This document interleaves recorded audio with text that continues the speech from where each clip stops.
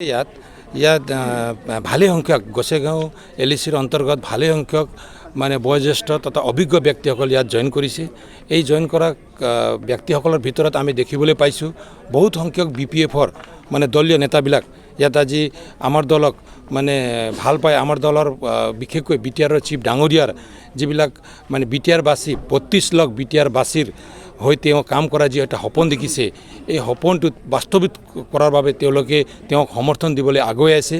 তা আজি আমি আপোনালোকৰ মিডিয়াৰ জৰিয়ে মানে সম্পূৰ্ণ BTR বাসী ৰাইজক এইটো আহ্বান জনাওঁ, আজি যি ধৰণে আমাৰ গোসাইগাঁও সমষ্টিত ইয়াত বিভিন্ন দল সংগঠনত বা বিভিন্ন জাতি সম্প্ৰদায়ৰ ব্যক্তিসকলত আমাৰ দলক যেনেকৈ মানে যোগদান কৰিছে, তেনেকৈ মানে BTR বাসী ৰাইজে 32 লাখ ৰাইজৰ কাম কৰিবলৈ আমাৰ টিম UPPL তথা আমাৰ BTCৰ যি টিম আছে, আমাৰ কাৰ্যবাহী সদস্যৰ পৰা আৰম্ভ কৰি মুখ্য কাৰ্যবাহী তথা আমাৰ উপমুখ্য কাৰ্যবাহী সদস্যসকল সকলোৱে যেনেকৈ কাম কৰিবলৈ আগুৱাইছে, ইয়াত নিশ্চয় ৰাইজেও আমাক সমৰ্থন দিব। আৰু এই ধৰণৰ মানে চিন্তা চৰ্চালৈ যদি আমি কাম কৰি যাওঁ, আগন্তুক দিনত সকলো মানে বিষয়ত আমি আগুৱাই যাম।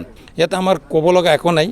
তেখেতেতো আৰু আগতেও তেখেতে কিন্তু এটা কথা কৈছিল, আজি আপোনালোকৰ জৰিয়ে আমি এইটো গম পাইছোঁ, তেখেতেতো সুবিধাবাদী নহয়, সুবিধাবাদী দল। ৰাইজক মানে কেনেকৈ মানে মিছা কথা কৈ ভোটটো আদায় কৰিব পাৰিম, এই কথাতে তেওঁ আগুৱাই থাকে।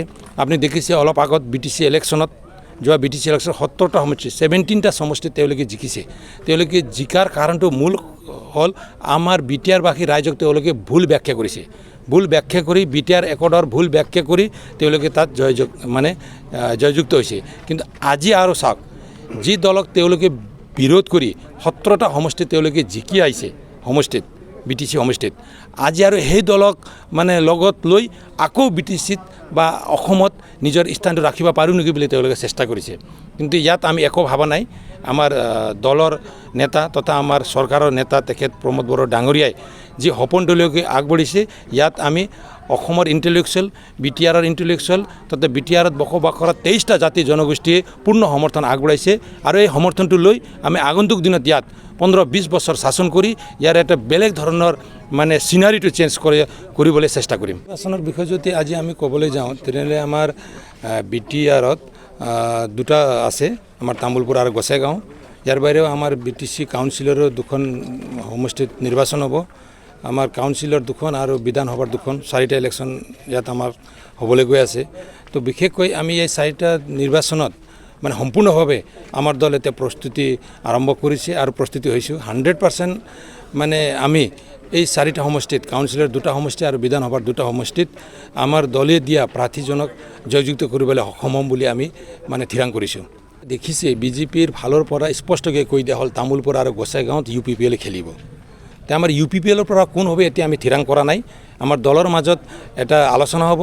আলোচনা কৰাৰ পিছত এজন যোগ্য ব্যক্তি, যিজন ব্যক্তিয়ে এই সমষ্টিক নেতৃত্ব দিব পাৰিব, সকলো জাতি জনগোষ্ঠীক লৈ তেওঁকে আমি ইয়াতে প্ৰাৰ্থী প্ৰদান কৰিম। Thank you. মই বৰ্তমান দলৰ হৈ উপসভাপতি, মই আমাৰ চেণ্ট্ৰেল কমিটি UPPLৰ ভাইচ প্ৰেছিডেণ্ট, আৰু লগতে মই এজন MCLA আৰু চিফৰ বৰ্তমান মই এজন পলিটিকেল ছেক্ৰেটাৰী হিচাপে কাম কৰি আছোঁ।